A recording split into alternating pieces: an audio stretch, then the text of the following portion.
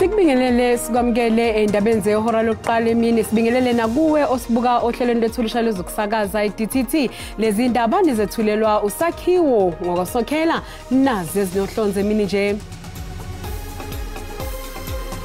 Now, you can't come along here and say, well, what I did is I made a decision on the 24th of February.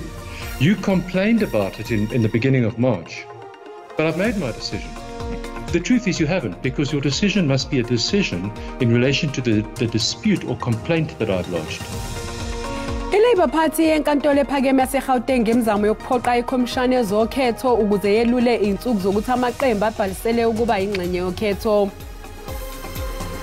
Our strength is no longer in the north only, but we are also in fact drastically increasing support even all over KwaZulu-Natal. Iqembu lezombusazwe elingelesine ngobukhulu eNingizimu Afrika iNkatha Freedom Party ngokwethula umqulo wezethembiso zokhetho enkundleni Moses Mabhida eThekwini ngeSonto.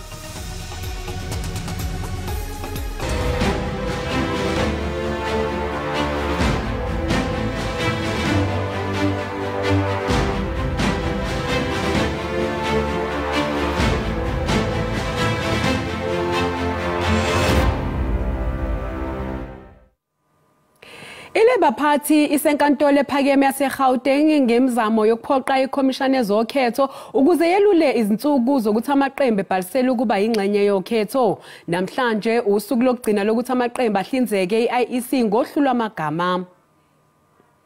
Now, you can't come along here and say, well, what I did is I made a decision on the 24th of February. You complained about it in the beginning of March, but I've made my decision. The truth is you haven't, because your decision must be a decision in relation to the dispute or complaint that I've lodged. No decision has ever been made on that complaint. An original administrative decision to establish a timetable was made in February, but that's something completely different to adjudicating a dispute. And the adjudication of a dispute, which produces a decision, is ultimately what triggers the exclusive jurisdiction of the Electoral Court. Before that, it doesn't have exclusive jurisdiction. Umengameli wezwe uCyril Ramaphosa wethembise izakhamuzi zasemalahleni eMpumalanga ngokuthi uhulumeni uzozixazulula izingqinamba ezibhekene nomphakathi. Umengameli ubesohambweni lembizo kahulumeni esifundeni saseKangala. Izakhamuzi zikhala kakhulu ngokwentuleka kwamathuba emisebenzi. Uphinde wexwayisa labo abesabisa ngodlame uma kwenzeka ukuthi iqembu MK liyanqatshela ukungenela ukhetho. Umengameli uthe kuzofanele izwe libaqaphela abaholi abangawuhloniphi umthetho abaqhuba imiyalezo esabisa ngokubheduka kodlame. Abaholi abathile beqembu elisha iMK besabisa ngodlame uma gcina kwenzeka ukuthi iqembu alivunyelwa ukungenela ukhetho njengoba linombango wasenkantolo neANC. We've been hearing that, and I just want to make it very clear to anyone who is threatening any form of unrest, they will be followed up and they will be arrested. Those are people who belong in jail. Those are people who are the enemies of our democracy.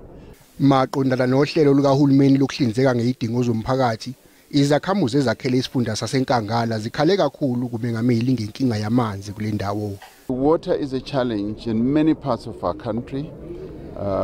In a number of parts because of infrastructure, aging infrastructure, in other parts because of shortage. We are a water scarce country. Gauteng, as it is now, with 15 million people, we're running out of water. But it's not like we're not doing anything. We're going to be getting more and more capacity of water. It's going to take a little bit of time, but we are going to solve it. Isifunda saseNkangala ngenye yezindawo ekhahlamezeke kakhulu ngokushoda kwamanzi eMpumalanga. Njengoba kwesinye isikhathi abantu bakule ndawo behlala amasonto bengenawo nhlobo amanzi kumpompi. Abaholi beANC abatholwe benamacala enkohlakalo nalabo ababandakanyeka ensolweni zayo abavumelekile ukuba amagama abo abesohlwini lwabazomela leli qembu eParliament. Lokhu kushiwo umgcini mafa uDokotela uGwen Ramokgopa obexoxisana neSABC. Engxoxweni yakhe nomsakazeli womphakathi umgcini mafa weANC uthe yize leli qembu libe nezingqinamba kodwa likwazile ukuletha uguquko empilweni yabantu. If we think of 1994 only 8 million South Africans were in employment. And today, more than 16.7 million. So it has doubled. Uthi umgomo wokumiswa kwamalungu eqembu abhekene nezinsolo ungenye yezindlela i-ANC ezama ngayo ukuqeda inkohlakalo. We've taken painful decisions, including terminating the term of one of our presidents before time and putting aside even one of our SGs on a step-aside policy and finally expelling. This is part of the renewal program. Corruption is inherent in any system, and we have put measures in place, including working with the private sector and civil society. uRamokgopa uthi alikho ilungu leqembu elibhekene nezinsolo zenkohlakalo elizofakwa ohlwini. Our guidelines are very clear that those who do not qualify, those who have been found guilty as stipulated, those who have had to step aside will not qualify to be on our list. Angamashumi ayishagalolunye amalungu e-ANC abandakanyeka embikweni wekhomishana eyayiphenya izinsolo zokuqhwagwa kwamandla ombuso.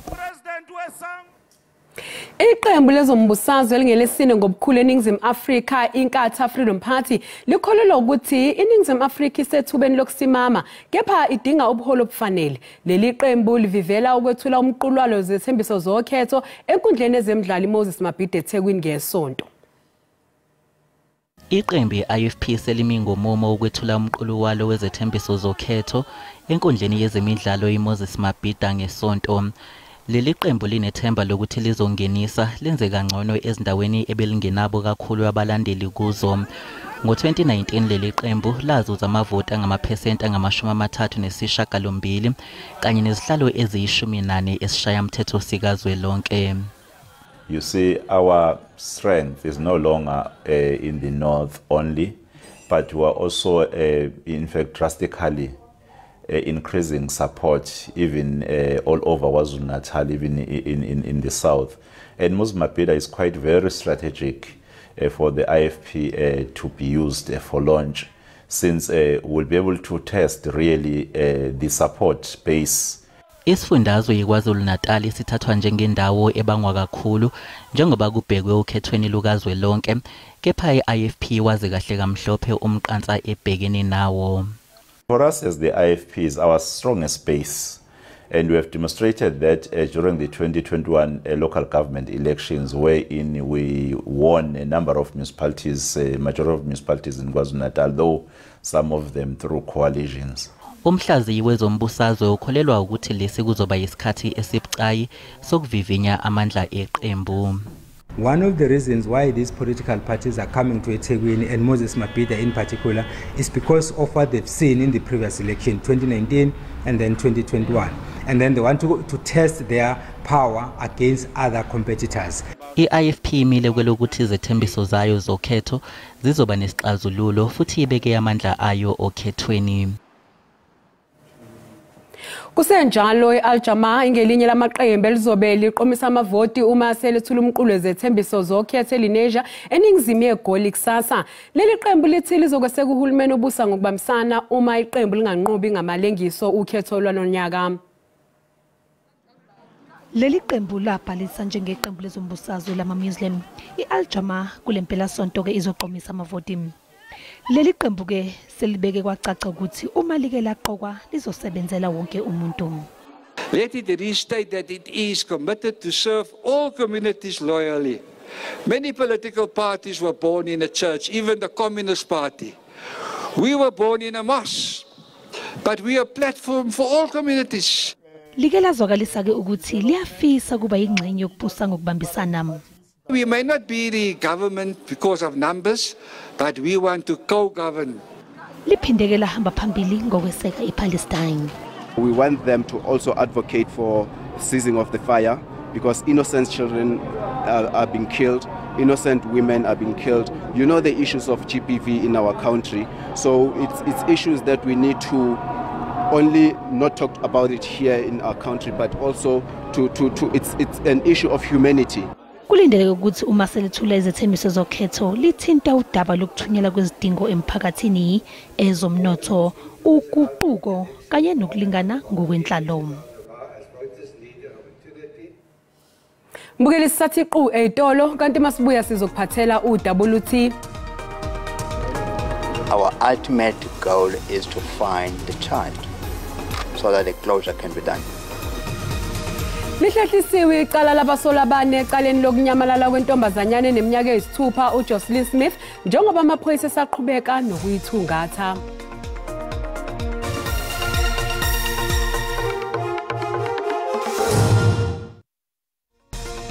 Mbukeli sikubingelele sikwamukela uma ngabe usanda ngena udabeni oluhambe phambili besibike ukuthi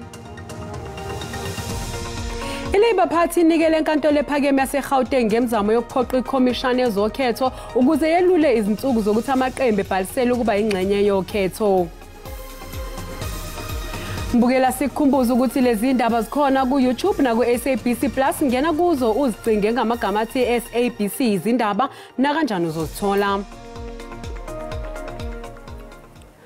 Umsolo wokuqala ecaleni lokubulawa kaSenzo Meyiwa uMoses Biya uthi waphoqwa ngesibhaxu samaphoyisa ukuthi acikise istatement sokugonyuluka avuma ukuthi uyabandakanyeka ecaleni lokubulawa kaMeyiwa. Lokhu kushiwo ummeli wakhe uAdvocate uThulani Mngomezulu ngesikhathi enza izethulo zokugcina kulomxhantela wecala enkantolo ephakeme esePitoli. uMngomezulu uzophinde enza izethulo nasemegameni ke la abasolwa umsolo wesibili uBongani Ntanzi. Accused number 1 says, yes, after I was assaulted, I had no choice. I had to protect my life because there was no one who could assist me. He had no option but to sign a statement.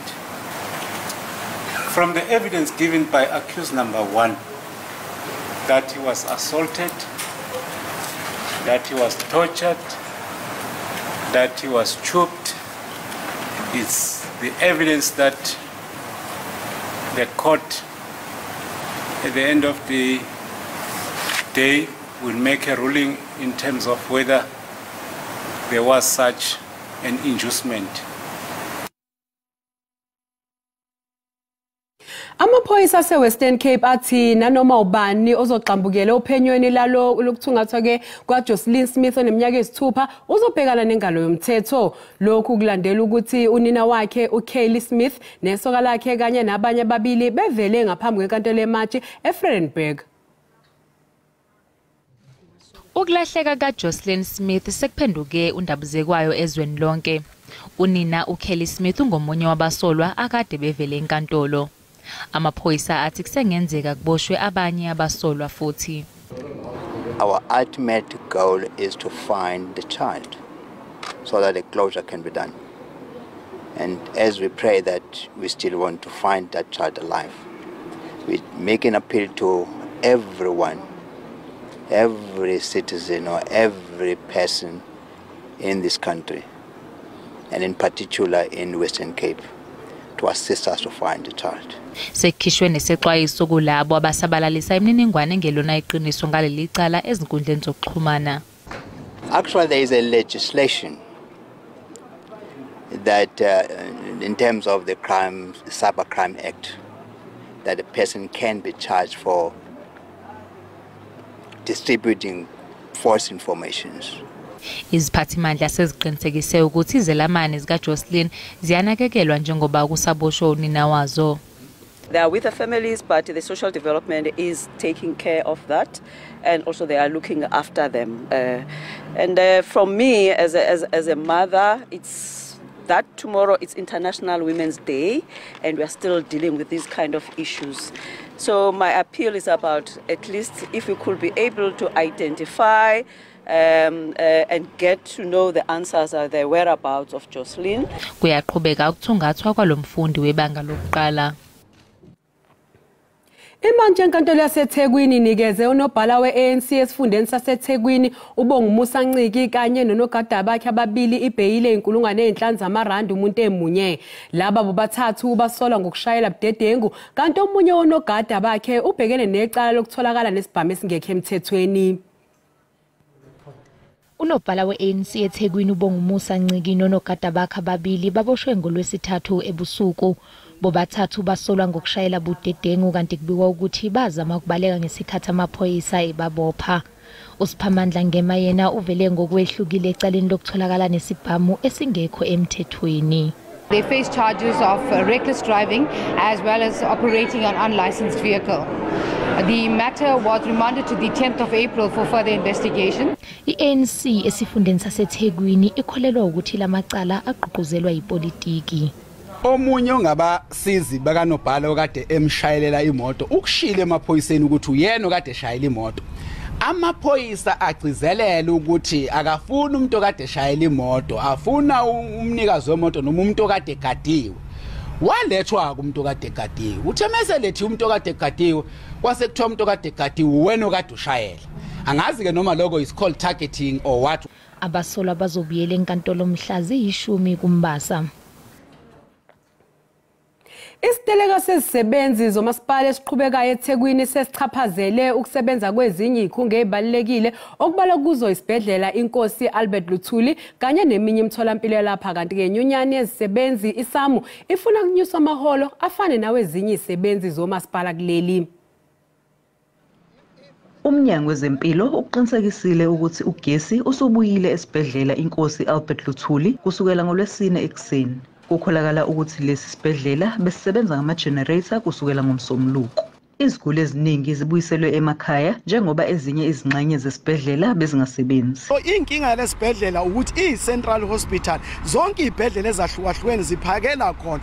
Uma kunabantu akade bekulayini sekuphela 3 months funa benza ama-operation usuyatshwela isibhedlela sikwazi ukusebenza. Basho futhi ukuthi bahlanganile nezikhulu zesibhedlela zabatshela umsebenzi uhlelo ukuthi ezinye noma amanye ama-function ethathu noma even ama-patients athathwe eyiswe ezibhedlela eziseduze. Umasipala weTheku uthi abasebenzi abatelekile bangene emtholampilo wasehamba nathi naseCraigburn bakhipha iziguli nabasebenzi bezempilo. Sihlukumezeke kakhulu sewumphakathi wala ehamba nathi especially thina nje esihlala la eduze kwaseklinikhi ezamani. Because laba bantu bayafika bazovala laba xosha abantu la ekliniki bashaye abantu ukuthi abaphume kungasetshenzwa. Umasipala unikeze abasebenzi abangama-79 izaziso zokungaziphathi kahle. Banikezwe izinsuku eziyi-10 ukuthi benze izethulo zokuthi kungani kungafanele baxoshwe emsebenzini. Ngingononhlakane Phumagwaza ezindabeni ze-SABC eThekwini. Umengameli wezwe uCyril Ramaphosa uthela kwa-Israel lisishaya indiva isinqumo senkantolo ezobulungiswa yamazwe omhlaba i-ICJ mayelana nemithetho yesikhashana okuhloswe ngayo ukumisa impi eGaza naseRafah mva nje. INingizimu Afrika isiphinde yafaka isicelo e-ICJ sokuthi icubungule ukuthi ziyadingeka yini ezinye inyathelo zesikhashana ukuze kuvikelwe abantu basePalestina.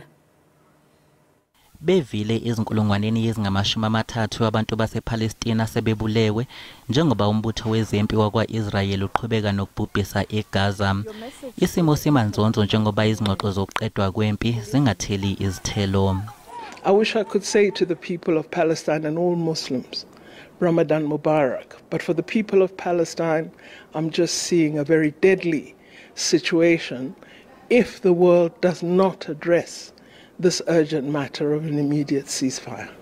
Ukuqhubeka kwempi sokuholele ekutheni kuleli lifake esinye isicelo enkantolo yezobulungiswa yamazwe omhlaba i-ICJ. We approaching the court once again because Israel has not been complying with the order that was issued by the court. So we've seen it fit to approach the court on an urgent basis. Omakade bona be-ANC bayayiseka iNingizimu Afrika ngesinyathelo sayo. Hopefully the world, the whole world, can unite behind that perspective to say fundamentally, really tomorrow if it can be done. Let's address these challenges facing the Palestinian people. Kusenjalo ishoshovu sakwa-Israel uMiriam Gevaram uthi amazwe omhlaba alushaya indiva udaba lokuhlukunyezwa ngokucansi kwabathunjiwe ikakhulukazi njengoba namhlanje kuwusuku lwabesifazane lwamazwe omhlaba.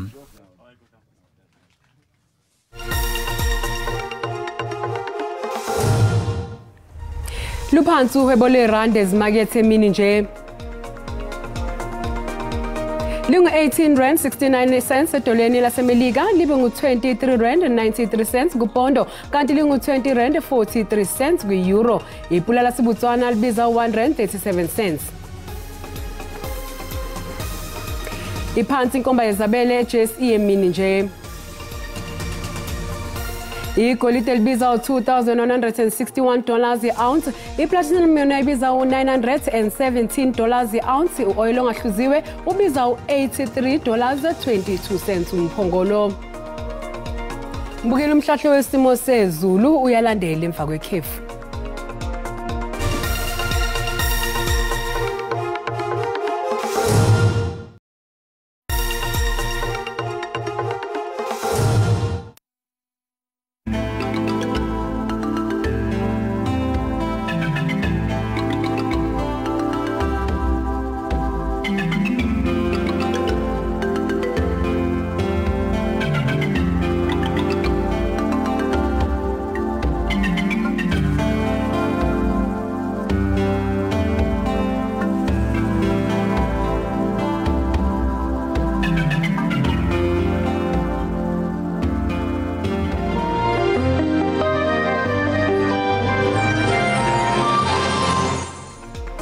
Mbukeli sizibeka lapho ke indaba zehora lokuqala emini siyabuya futhi ngehora lesikhombisa sobe sagiya ngalo olikaMageba yakosokhela lenkosazana uManzuzu umshazi kaNoyishada kaMaqhoboza kuze kube ngokuzayo usale kahle.